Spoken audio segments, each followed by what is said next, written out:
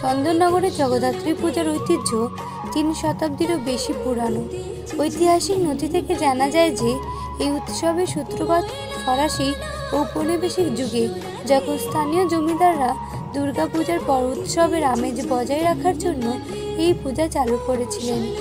জগদ্ধাত্রী হলেন দেবী দুর্গার আরেকটি রূপ এবং কার্তিক মাসের শুক্লা নবমী তিথিতে তার পূজা করা হয়।